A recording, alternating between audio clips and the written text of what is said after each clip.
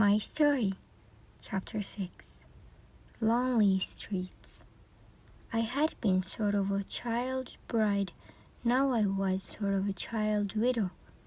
Many things seemed to have happened to me, yet, in a way, nothing had happened, except that I was 19 instead of 9, and I had to look for my own job. The sort of instinct that leads a dog to water led me to photographer studios. I got jobs posting for ads and layouts. The chief trouble was that the photographers were also looking for work. Finding a photographer who wanted me as a model was easier than finding one who could pay more than promises. But I made enough money for a room rent and a meal a day, although sometimes I fell behind on my eating. It didn't matter, though. When you are young and healthy, a little hunger isn't too important. What mattered more was being lonely. When you are young and healthy, loneliness can seem more important than it is. I looked at the streets with lonely eyes. I had no relatives to visit or chums to go places with. My Aunt Grace and Aunt Anna were working hard to keep food in their kitchens and the rent paid. When I called on them, they felt sorry for me and wanted to help me. I knew how they needed the $50 in their purses, so I stayed away unless I had money and could take them to a restaurant or the movies. I had only myself. When I walked home from the restaurant in the evening with the streets lighted up and a crowd on the sidewalks, I used to watch the faces chatting to each other and hurrying someplace. I wondered where they were going and how it felt to have places to go or people who knew you. There were always men willing to help a girl be less lonely. They said, "Hey baby," when you passed. When you didn't turn to look at them, they sneered, stuck up. Sometimes they follow you and kept up a one-sided conversation. "You look alright, baby.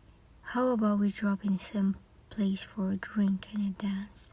After a half block, when you didn't answer them, they got indignant and swore at you and dismissed you with a final insult. I never answered them. Sometimes I felt sorry for them. They seemed as lonely as I was. It wasn't any moral attitude that kept me from accepting their sidewalk invitations. It was not wanting to be used by others. Norma Jean has been used, told to do this, do that, come here, clean the kitchen, and kept her mouth shut no matter what she felt. Everybody had a drop on Norma Jean. If she didn't obey, back she went to the orphanage. These lonely streets corner wolves, hey baby. These lonely streets corner wolves, hey baby, me sounded like voices out of the past calling me to be Miss Nobody again, to be used and ignored. One evening, I met a man in a restaurant. We walked out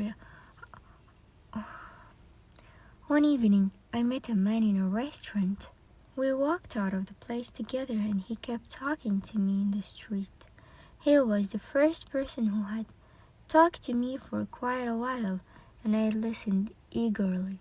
"This town has sure changed a lot in the last 40 years, he said.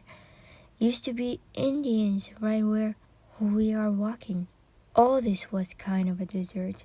You had to ride a horse to get anywhere." "Did you used to live here 40 years ago?" I asked. "Yes, ma'am," he said.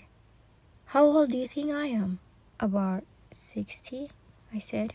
77 my last birthday, he corrected me. "The name is Belle Cox. You going anywhere?" I said I wasn't. "Why not drop in on me and the missus?" he said. "Live right near here. She didn't feel in the mood for nightlife, so I'm bringing her home a sandwich. I become a friend of Bill Cox and his wife.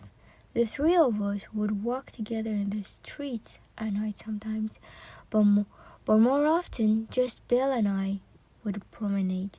He talked chiefly about the Spanish-American War, in which he had been a soldier, and about Abraham Lincoln. These two topics were very exciting to him. I had never heard of the Spanish-American War. I must have been absent from school the week it was studied by my history class.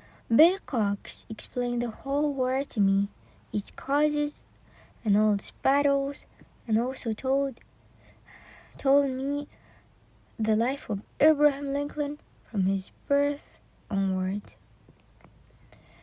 Walking with Bill Cox in the lighted Hollywood streets and hearing stories about the Spanish-American War and Abraham Lincoln, I didn't feel lonely, and the sidewalks wolves didn't hey baby me.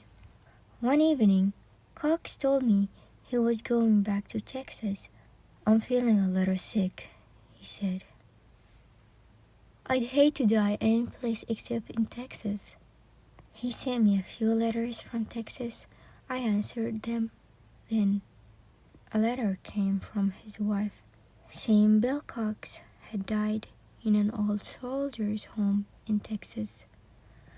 I read the letter in the restaurant where I had met him and walked home crying. The Hollywood streets seemed lonelier than ever without Billy Cox and San Juan and Abraham Lincoln.